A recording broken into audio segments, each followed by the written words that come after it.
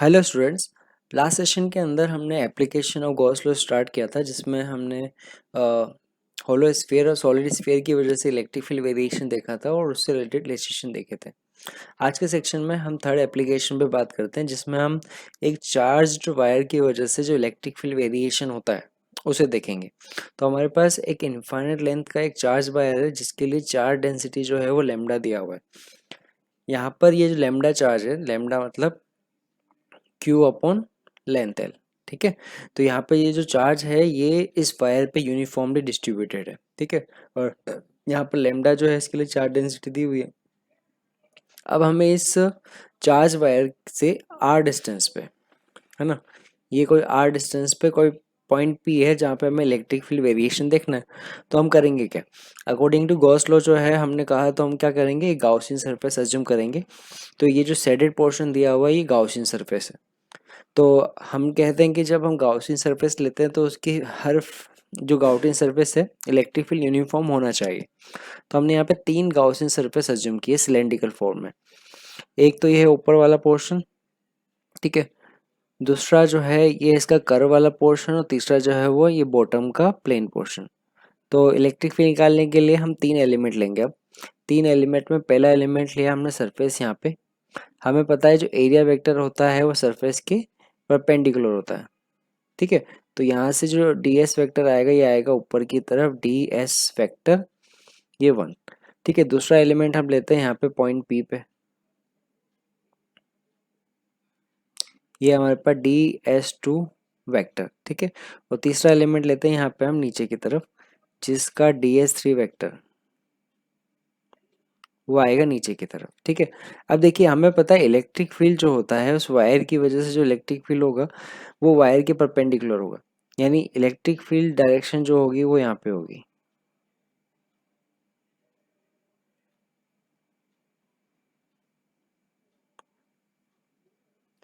यानी पहले वाले केस के लिए जो थीटा आएगा वो 90 आएगा, तीसरे वाले केस के लिए भी 90 आएगा, और जो सेकंड वाला केस है उसके लिए थीटा जो आएगा वो 0 आएगा, है ना।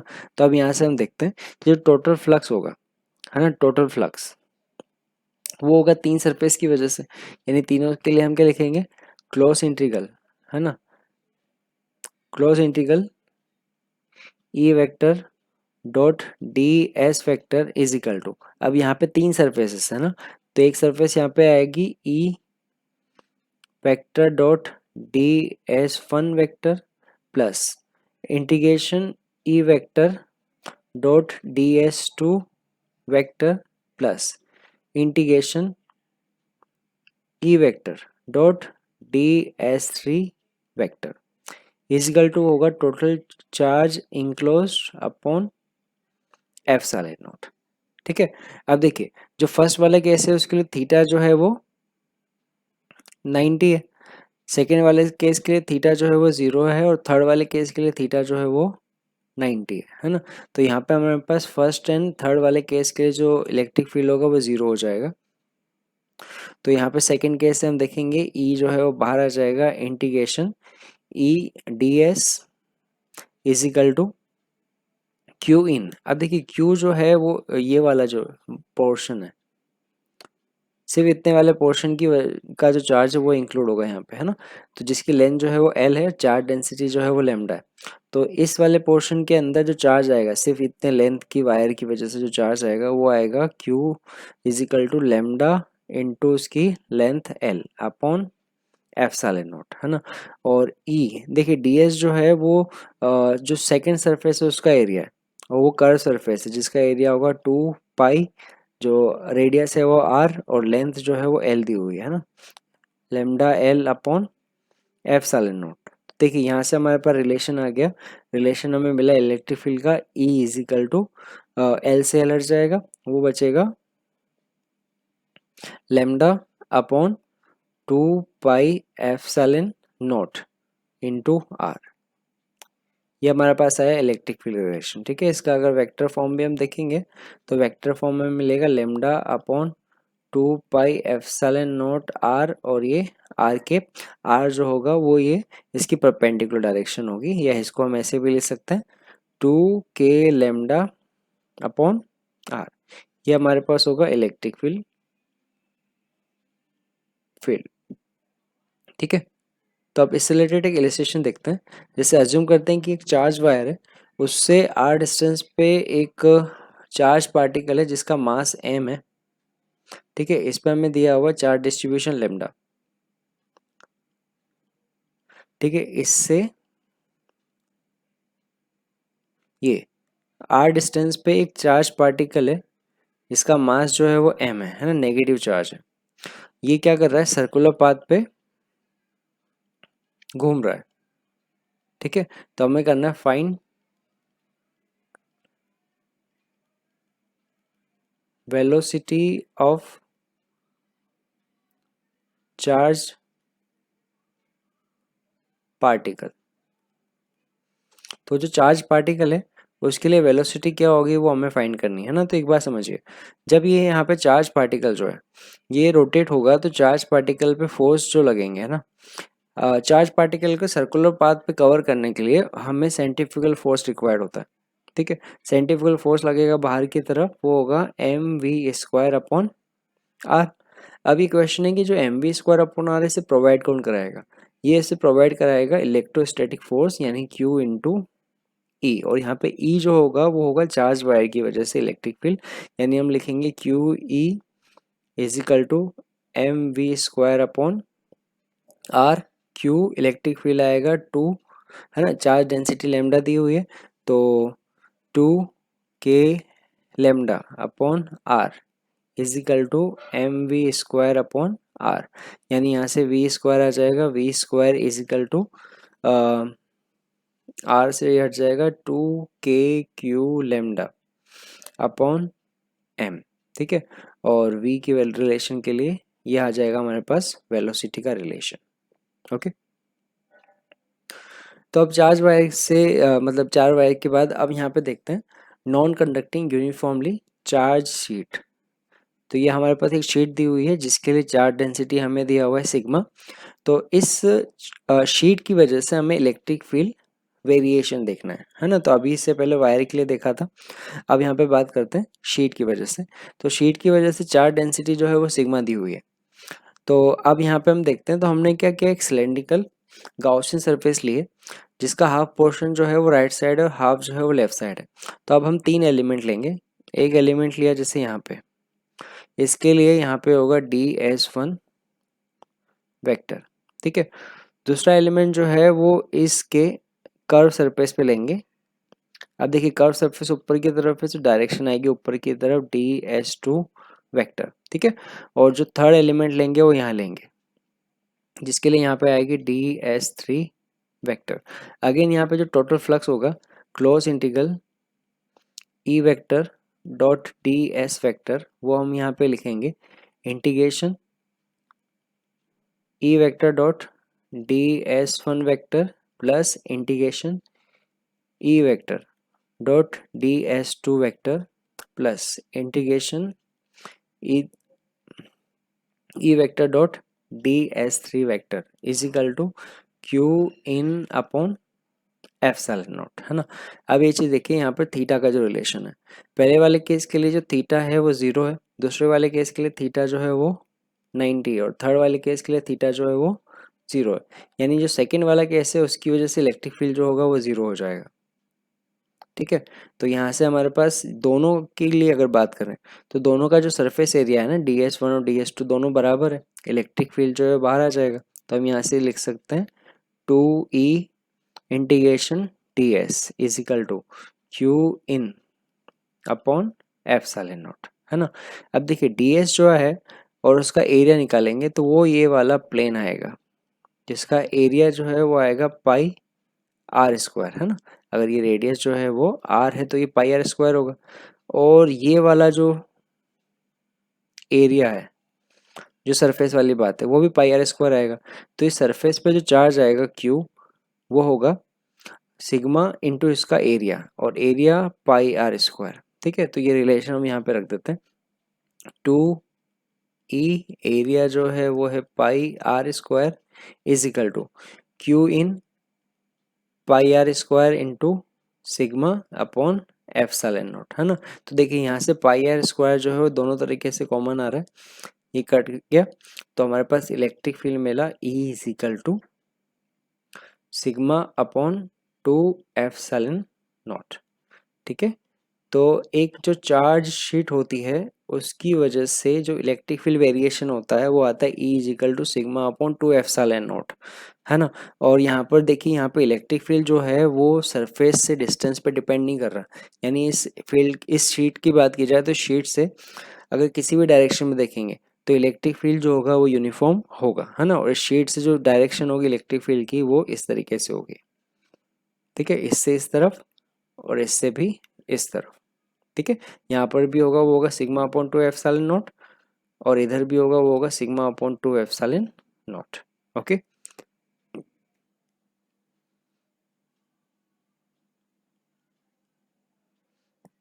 ठीक है, तो इससे रिलेटेड कुछ एग्जांपल देखते हैं। देखिए, जैसे हमें बोला हुआ है शीट जिसकी वजह से हमें इलेक्ट्रिक फील्ड निकालना है।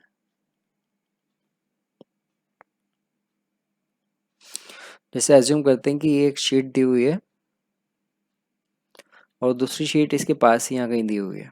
ठीक है, इसके लिए दिया हुआ है प्लस सिग्मा, इसके लिए भी दिया हुआ है प्लस सिग्मा, और हमें बोला हुआ है 3 पॉइंट, ये पॉइंट ए, ये पॉइंट बी और ये पॉइंट सी। तो पॉइंट ए बी और सी पर हमें इलेक्ट्रिक फील्ड इंटेंसिटी देखनी है ना। तो एक चीज़ देखते हैं पॉइंट ए बी और सी पे। सबसे पहले बात करते हैं पॉइंट ए पे। ठीक है, पॉइंट ए पर देखिए, इसकी वजह से जो फील्ड है वो 1 बोलेंगे, इसकी वजह से 2 बोलेंगे, है ना। और दोनों की वजह से फील्ड जो आएगा वो हमारे पास आएगा सिग्मा अपॉन 2 एप्सिलॉन नॉट, है ना। दोनों पे चार्ज डिस्ट्रीब्यूशन सेम ही दिया हुआ है और मीडियम भी सेम ही है। अब डायरेक्शन से देखते हैं, तो देखिए जो फर्स्ट है उसकी वजह से ए पॉइंट पे जो इलेक्ट्रिक फील्ड डायरेक्शन आएगी वो आएगी इधर। ठीक है, और जो दूसरी शीट है उसकी वजह से भी जो डायरेक्शन आएगी वो इधर ही आएगी। ठीक है, तो यहाँ पे ई ए जो आएगा वो यहाँ पे आएगा 2E, मतलब 2 into sigma upon 2 epsilon not के बराबर, यानी सिग्मा अपॉन एप्सिलॉन नॉट होगा। ठीक है, ऐसे पॉइंट सी पे बात करेंगे तो जो फर्स्ट है उसकी वजह से इलेक्ट्रिक फील्ड जो आएगा वो इस डायरेक्शन में आएगा, और सेकंड की वजह से जो आएगा वो इस डायरेक्शन में आएगा ना, इससे इधर आएगा, इससे इधर और इससे इधर, है ना। तो यहाँ पे ई बी जो निकालेंगे वो भी आएगा 2E के बराबर, जो हमें मिलेगा सिग्मा अपॉन एप्सिलॉन नॉट के बराबर। ठीक है, अच्छा सॉरी पॉइंट सी है ये। अच्छा, अब बात करते हैं ई बी के लिए। तो अब देखिए ई बी पे जो फर्स्ट है उसकी वजह से इलेक्ट्रिक फील्ड आएगा वो इस डायरेक्शन में आएगा, और सेकंड की वजह से डायरेक्शन जो आएगा वो इधर आएगा। अब दोनों ही अपोजिट है और दोनों बराबर हैं, तो नेट जो आएगा वो 0 आएगा। यानी इस केस के लिए दोनों प्लेट के बीच में जो इलेक्ट्रिक फील्ड इंटेंसिटी आएगी वो 0 आएगी, और साइड में 2 सिग्मा अपॉन एप्सिलॉन नॉट आएगा, है ना। ऐसा ही सिमिलर एक एग्जांपल देखते हैं जहाँ पर चार्ज डेंसिटी दोनों की अपोजिट लेके देखेंगे। देखिए, यहाँ से हमें बोला हुआ है माइनस सिग्मा और यहाँ से हमें बोला हुआ है प्लस सिग्मा। सिमिलर पॉइंट बोले हुए हैं ए, बीच में बी और यहाँ पर सी। ठीक है, अब यहाँ पे डायरेक्शन देखते हैं इलेक्ट्रिक फील्ड की। तो अब देखिए जो माइनस है, माइनस की वजह से इलेक्ट्रिक फील्ड डायरेक्शन जो होगी वो इस प्लेट की तरफ होगी, है ना। और प्लस की वजह से जो होगी वो अवे होगी। तो अब सबसे पहले बात करते हैं यहाँ पे पॉइंट ए पर। तो देखिए ए पॉइंट पे जो ये नेगेटिव प्लेट है उसकी वजह से डायरेक्शन आएगी इलेक्ट्रिक फील्ड की, वो आएगी इस डायरेक्शन में। और जो प्लस प्लेट है ना उसकी वजह से डायरेक्शन आएगी वो अपोजिट आएगी। तो यहाँ पे ई ए जो आएगा वो इक्वल एंड अपोजिट है, तो 0 मिल जाएगा। वैसे ही बात करते हैं सी पॉइंट पे। तो सी पॉइंट पे पॉजिटिव की वजह से जो आएगा वो अभी आएगा, और नेगेटिव की वजह से जो आएगा वो अट्रैक्शन वाला आएगा, दोनों अपोजिट है, यानी ई सी जो आएगा वो भी 0 आएगा। ठीक है, अब बात करते हैं ई बी के लिए। तो डायरेक्शन देखिएगा, जो बी पॉइंट है उस पर डायरेक्शन जो आएगी नेगेटिव वाली वो नेगेटिव प्लेट की तरफ आएगी, और जो पॉजिटिव प्लेट है उसकी वजह से भी जो डायरेक्शन आएगी वो सेम ही आएगी। ठीक है, तो यहाँ पे ई बी पे आएगा वो आएगा 2 into sigma upon 2 epsilon naught. ठीक है, तो इसका रिलेशन आएगा सिग्मा अपॉन एप्सिलॉन नॉट। ठीक है, तो यहाँ पे रिजल्टेंट जो आएगा वो सिग्मा अपॉन एप्सिलॉन नॉट आएगा बीच वाले पॉइंट पे, और साइड वाले पॉइंट्स पे 0 आएगा। ओके, तो अब यहाँ पे बात करते हैं फिफ्थ एप्लीकेशन पे।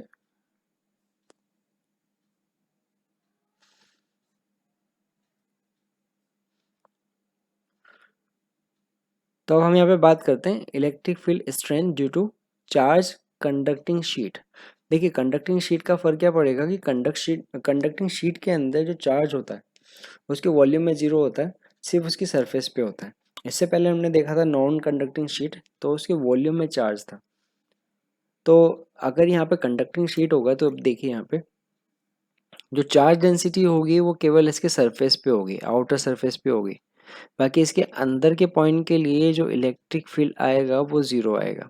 ठीक है, तो गाउसियन सरफेस जब हम ले रहे हैं तो गाउसियन सरफेस हमें सिलेंड्रिकल पोर्शन ले रहे हैं जिसका एक फेज जो है वो उस वॉल्यूम के अंदर की तरफ आ रहा है, दूसरा फेज बाहर है। तो अगेन यहाँ पे 3 एलिमेंट लिए जाएंगे। एक एलिमेंट ये आएगा, वो आएगा डी एस वेक्टर, ये 1 है। ठीक है, दूसरा एलिमेंट हम यहाँ ले रहे हैं, ये हमारे पास आएगा डी एस टू वैक्टर, और तीसरा एलिमेंट हम यहाँ ले रहे हैं that is D S three vector. ठीक है, तो टोटल फ्लक्स जो आएगा close integral E vector dot D S vector is equal to integration E vector dot D S one vector plus integration E vector dot D S two vector plus integration E vector dot D S three vector is equal to Q in upon epsilon naught. अब देखिए यहाँ पे जब relation हम देखेंगे तो क्या देखेंगे यहाँ पे, पहले वाला जो केस है उसके लिए इलेक्ट्रिक फील्ड जो है वो 0 मिलेगा क्योंकि ये इनसाइड पॉइंट है, तो यहाँ पे हमारे पास ये वाला फ्लक्स जो है वो 0 आएगा। सेकेंड वाली जो सरफेस है उसके लिए थीटा जो है वो हमें 0 मिलेगा, और थर्ड वाले सरफेस के लिए थीटा जो है हमें 90 मिलेगा, यानी ये वाला भी होगा वो 0 हो जाएगा। ठीक है, तो हमारे पास जो टोटल फ्लक्स यहाँ से आएगा ई बाहर आ जाएगा, E integration D S is equal to Q जो आएगा वो सरफेस पे सिग्मा है ना into surface area. Surface area वो आएगा पाई आर स्क्वायर, ये केस सिमिलर ही है जैसे पहले हमने देखा था, है ना। और डी एस जो आएगा वो आएगा ई पाई आर स्क्वायर के बराबर ही sigma pi R square epsilon naught. ठीक है, तो पाई स्क्वायर हट जाएगा तो हमें ई का रिलेशन मिला, E is equal to sigma upon epsilon naught. तो देखिए रिलेशन जो है वो पहले वाले केस से थोड़ा अलग है।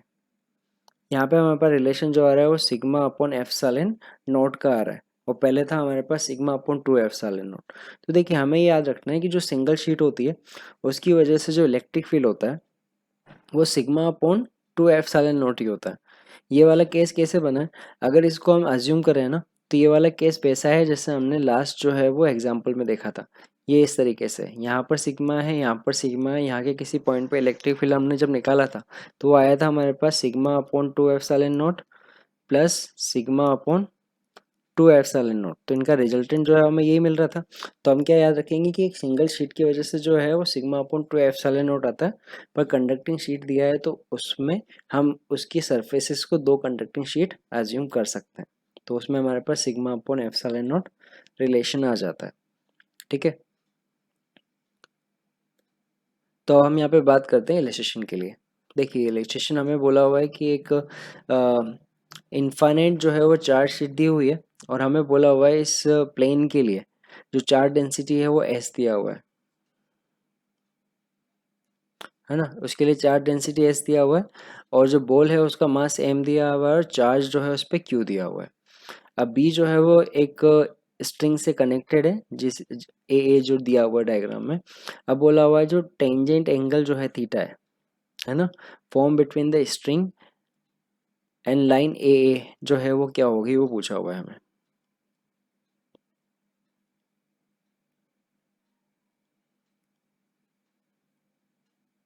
तो देखिए इस केस के लिए इसका मास m है, तो नीचे की तरफ आएगा हमारे पास mg, और इस पे फोर्स यहाँ पे लगेगा वो लगेगा q इंटू ई, ई जो है वो इस प्लेट की वजह से, तो यहाँ पे क्यू इंटू इलेक्ट्रिक फील्ड यहाँ से आएगा charge density upon 2 epsilon not, यानी एस अपॉन 2 एप्सिलॉन नॉट। ठीक है, अब देखिए यहाँ पर स्ट्रिंग के अंदर आएगा टेंशन टी। अगर ये एंगल थीटा है ना, ये एंगल थीटा है तो ये एंगल भी थीटा होगा। तो यहाँ से हमारे पास टेंशन के दो कंपोनेंट आएंगे, एक वर्टिकल और एक हॉरिजॉन्टल। टेंशन का कंपोनेंट आएगा ऊपर की तरफ, वो आएगा टी कॉस थीटा, और यहाँ पर आएगा टी साइन थीटा। यानी हमारे पास रिलेशन मिलेगा T sine theta is equal to Q S upon 2 epsilon naught, और टी कॉस थीटा जो हमें मिलेगा that is equal to M G. ठीक है, हमें टेन थीटा बोला हुआ है तो दोनों का रेशियो ले लेते हैं। यहाँ से हमें मिल जाएगा tan theta is equal to Q S upon 2 epsilon naught M G, है ना। तो हमारे पास थीटा का जो रिलेशन है वो यहाँ से मिल जाएगा tan inverse Q S upon 2 epsilon naught upon M G, है ना। तो ये हमारे पास आया इसका आंसर। तो हम इलेक्ट्रोस्टैटिक्स का फर्स्ट पार्ट जो है वो कंप्लीट कर चुके हैं, जिसमें हमने electric field due to different charge distribution और इसके अलावा हमने गॉस लॉ जो है वो स्टडी कर लिया, इलेक्ट्रिक फोर्स लाइन भी स्टडी कर लिया। सेकेंड सेक्शन से पहले हम कुछ पास्ट के क्वेश्चन देखते हैं जो इस सेक्शन से रिलेटेड है। जैसे यहाँ पे बात करते हैं कि AIPMT 2015 में पूछा हुआ क्वेश्चन है। तो क्वेश्चन जो है वो सिंपली पूछे जाते हैं। जैसे यहाँ पे बोला हुआ है कि इलेक्ट्रिक फील्ड वेरिएशन जो है वो हमें दिया हुआ है E is equal to AR। तो इस चार्ज डिस्ट्रीब्यूशन के लिए अगर स्फीयर दिया हुआ है जिसकी रेडियस जो है वो हमें A दी हुई है, तो हमें पूछा हुआ है कि जो चार्ज होगा वो कितना होगा, है ना। ये चार्ज की वैल्यू कितनी होगी इस डिस्ट्रीब्यूशन के लिए। तो अब देखिए A डिस्टेंस पे इस चार्ज की वजह से जो इलेक्ट्रिक फील्ड आएगा वो कितना होगा, वो होगा E इज इक्वल टू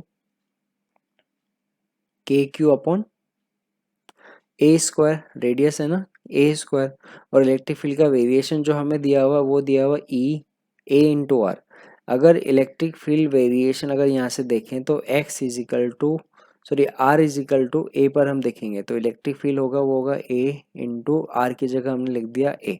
तो हमारे पास रिलेशन मिल जाएगा यहाँ से Q is equal to A cube upon K, या फिर हम बोल सकते हैं Q is equal to 4 pi epsilon naught A cube. ये हो गया इसका आंसर। ठीक है, सेकंड क्वेश्चन पे चलते हैं। यहाँ से हमें बोला हुआ है कि यहाँ पर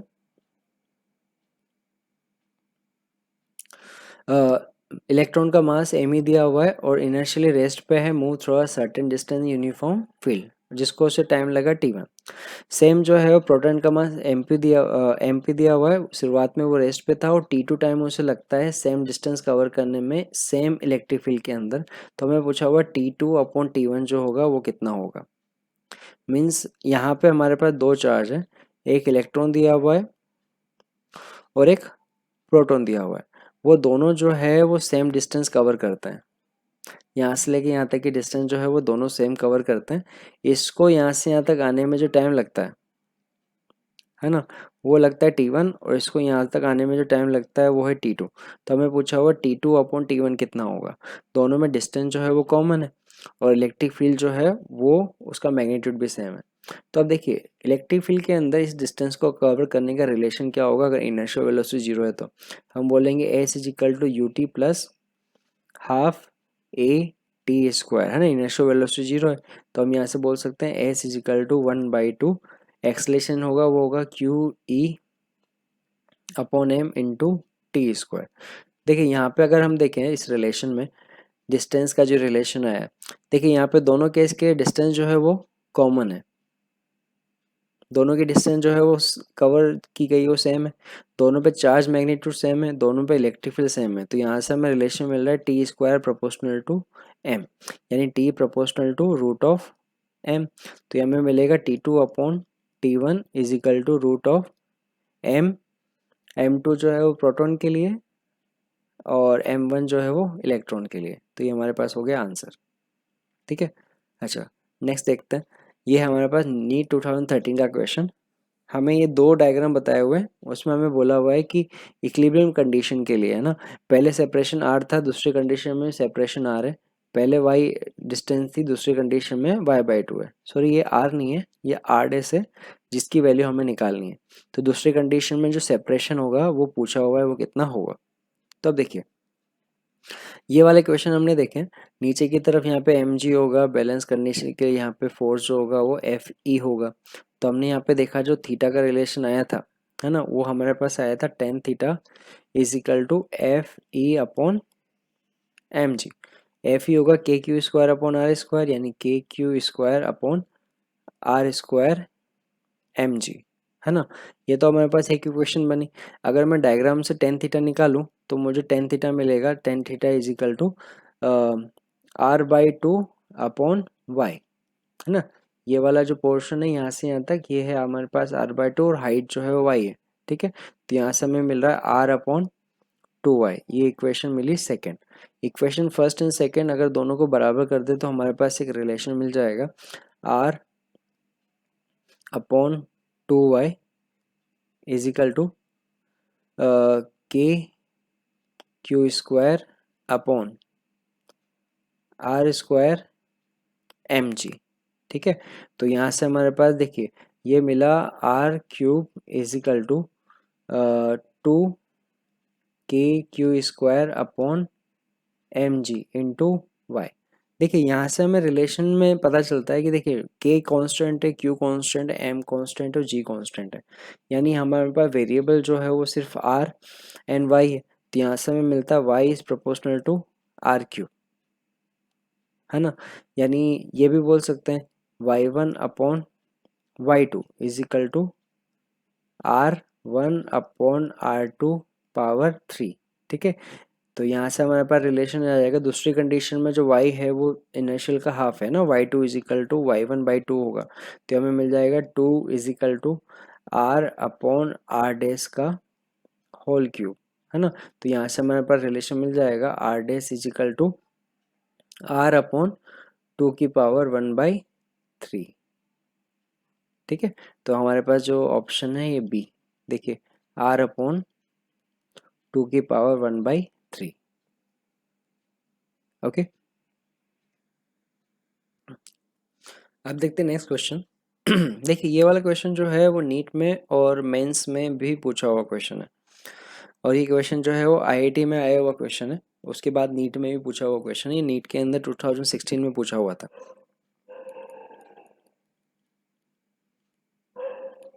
ओके। और इसके अलावा AIEEE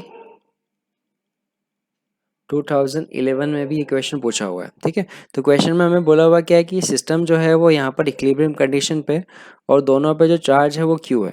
अब धीरे धीरे चार्ज जो है वो कांस्टेंट रेट से क्या कर रहा है, लीक हो रहा है। देखिए यहाँ पे बोला हुआ मासलेस थ्रेड है, दोनों की भी डिस्टेंस d है, और यहाँ पे बोला हुआ है charge is begin to leak from both sphere at constant rate. यानी हमें बोला हुआ है कि यहाँ पे dq अपॉन dt जो है दोनों का जो चार्ज लीक रेट है वो क्या है, यहाँ पे कांस्टेंट दिया हुआ है, ठीक है।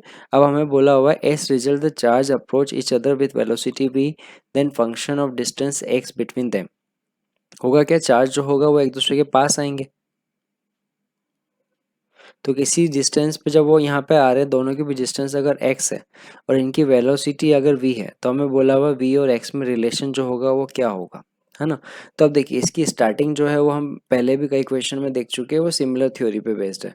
हमने कहा था tan थीटा, देखिए यहाँ से tan theta t cos theta equal mg को बैलेंस करेगा, t sin थीटा f को बैलेंस करेगा। यहाँ से हमें मिलेगा tan theta is equal to F E upon mg, और एफ ही हमारे पास मिलेगा वो मिलेगा K Q square upon R square और यहाँ पे mg, ठीक है। ट्राइंगल से हम देखेंगे tan थीटा को, तो tan थीटा हमारे पास आएगा वो आएगा डिस्टेंस दोनों के बीच में, ये वाली डिस्टेंस जो है वो होगी x/2 अपॉन जो ये वाला जो बेस है ना, देखो अप्रोक्सीमेट जो है अप्रोक्सीमेट l ले लेते हैं, तो ये हमारे पास आएगा x अपॉन 2l, ठीक है। यहाँ से बोला हुआ है d is less than l होगा, तो x/2l। तो इक्वेशन 1 और 2 को दोनों को बराबर कर देते हैं। किसी पॉइंट पे दोनों के भी डिस्टेंस जो है वो x है, यहाँ पे r की जगह x लिखा है, दोनों को बराबर कर देते हैं। तो हमें मिलेगा K Q square upon X square mg is equal to x upon 2l, ठीक है, यहाँ से हम सॉल्व करते हैं तो हमारे पास एक्स क्यूब है ना, के क्यू स्क्वायर इजिकल टू ये मिल रहा है हमारे पास M G upon 2l X cube है ना। तो यहाँ से हम रिलेशन देखते हैं तो हमें क्या पता चल रहा है कि क्यू स्क्वायर जो है प्रोपोर्शनल टू एक्स क्यूब है, बाकी सब कांस्टेंट है, या फिर हम बोल सकते हैं क्यू प्रोपोर्शनल टू एक्स की पावर 3/2 हमें मिल रहा है। अब हमें बोला हुआ है कि ये रिलेशन है कि D Q upon D T जो है वो कांस्टेंट है, तो एक काम करते हैं इस टर्म को दोनों तरफ से टी के रेस्पेक्ट में डिफ्रेंशिएट कर देते हैं। तो हमें यहाँ से मिलेगा D Q upon D T है ना, प्रोपोर्शनलिटी कांस्टेंट हटा दो तो क्यू इज इक्वल टू कोई कांस्टेंट हमने लिया सी एक्स की पावर 3/2। अब इसका हम डिफ्रेंशिएट कर रहे हैं तो D Q upon D T C constant है, एक्स की पावर 3/2 का डिफ्रेंशिएशन आएगा 3/2 एक्स की power 1/2 D X upon D T है ना। तो यहाँ पे हम रिलेशन में देखते हैं, देखिए तो हमें D X upon D T जो है, D X upon D T क्या है, दोनों के बीच की डिस्टेंस चेंज की रेट, तो D X upon D T तो है वो तो वेलोसिटी है, एक्स का रिलेशन ये है, और D Q upon D T जो है वो हमें पहले ही कांस्टेंट दिया हुआ है। तो हमें यहाँ से क्या पता चल रहा है कि x की पावर 1/2 इंटू वी वो हमें एक कांस्टेंट मिल रहा है। ठीक है, तो यहाँ से हम बोल सकते हैं कि जो v होगा that is proportional to 1/x की पावर 1/2। ठीक है, तो हमारे पास ये आंसर आएगा वो होगा ऑप्शन ए। ओके,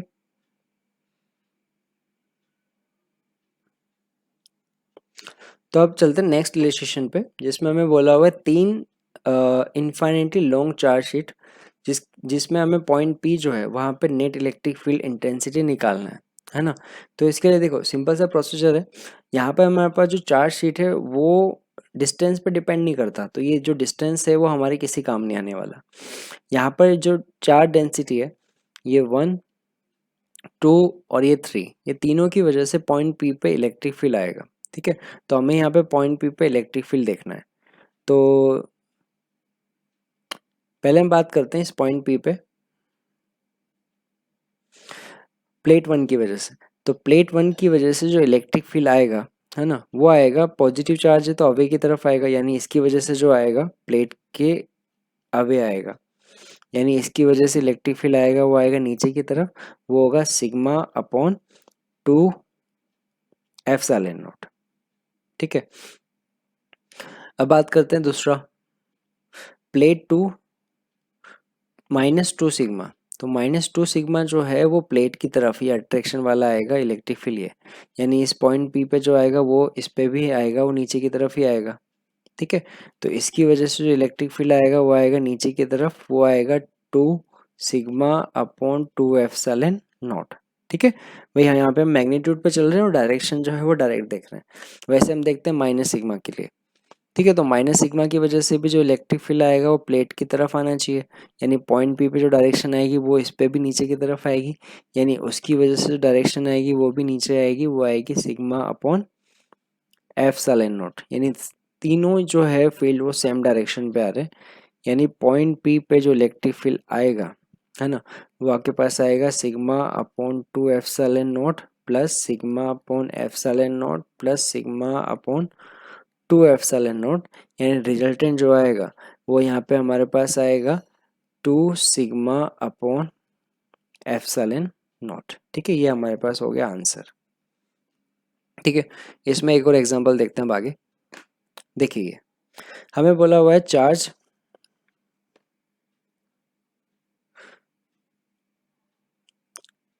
ये 3 चार्ज दिए हुए हैं Q 2Q और 4Q are uniformly distributed in 3 dielectric solid sphere 1 2 and 3।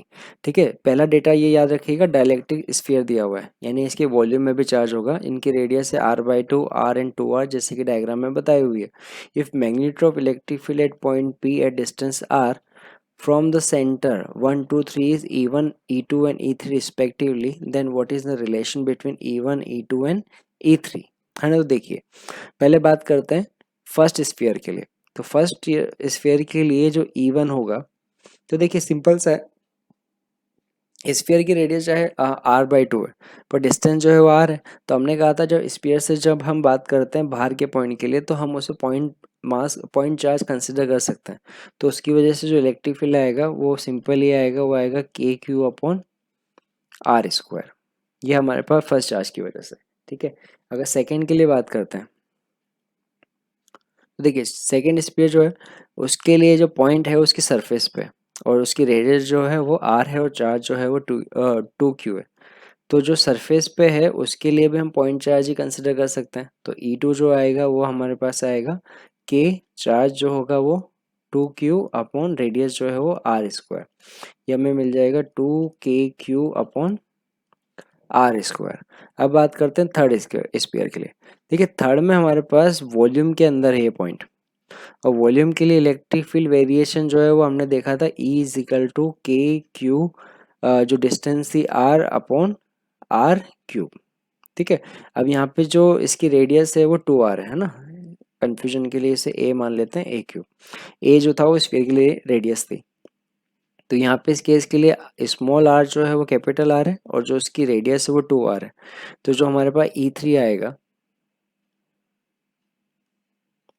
E3 वो हमारे पास आएगा K, चार्ज कितना दिया हुआ है 4q, है ना। डिस्टेंस जो है वो पॉइंट की वो दी हुई है r, और जो स्पीयर है उसके लिए जो रेडियस है वो 2r उसका क्यूब। तो ये हमें रिलेशन मिलेगा, वो मिलेगा K4q/8r³। ये हमें मिला KQ/2r²। तो अब देखिए ये फर्स्ट, ये सेकंड और ये थर्ड, इन तीनों के रिलेशन से हम देखते हैं तो हमारे पास सबसे ज़्यादा जो है वो E2 मिल रहा है, ठीक है। उसके बाद हमें मिल रहा है E1, और उसके बाद हमें मिल रहा है E3, ठीक है। तो इसका जो रिलेशन आएगा वो आएगा C ऑप्शन जो होगा वो सही होगा, ओके।